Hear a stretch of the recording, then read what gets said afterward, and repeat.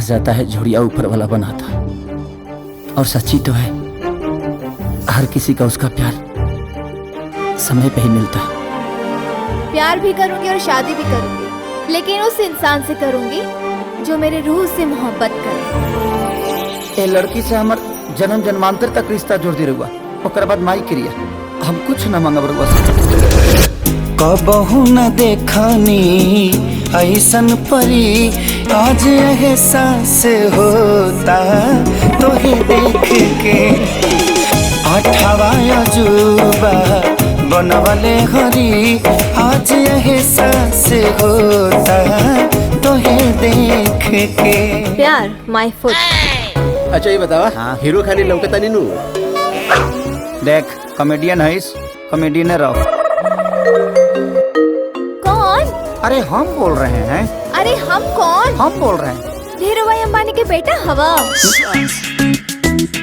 अच्छा बेटा, तो हम तुमको लपेटना चाहते थे, तुम हमें को लपेट। मान जाओ सीधे से बता रहे हैं, पहली बारी लड़की,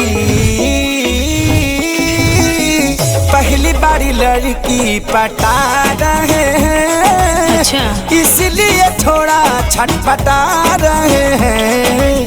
पहले गलती से फोन लग जाई, ओकरा बाद दोस्ती हो जाई, और छोटी सी मुलाकात के बाद उस सब हो जाए जौना के पीछे लड़का लोग हमेशा पागल है। हमरा लाश के संग खेलती है। उसको तो मैंने बंदर ना बना डाला ना, तो मैं अपने बाप की बेटी नहीं।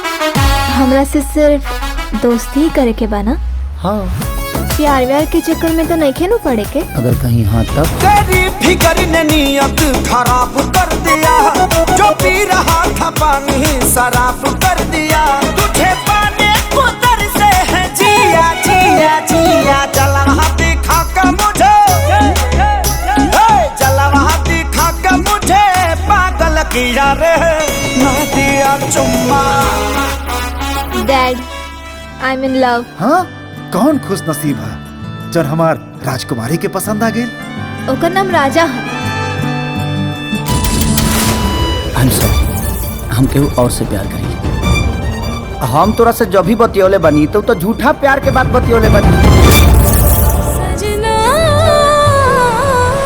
कितना अच्छा होता, मिले ही न होते, टूटता न दिल हम न रो। उसके लिए प्यार और मोहब्बत खिलवाड़ है ना। कितना अब मैं उसे दिखाती हूँ कि सच्चा प्यार होता क्या है।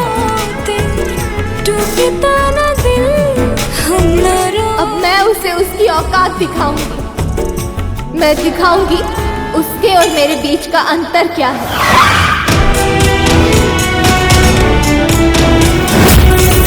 प्यार किया तो निभाना सनम। अब तक मैं तुमसे झूठ बोलता आ रहा, मुझे माफ कर देना।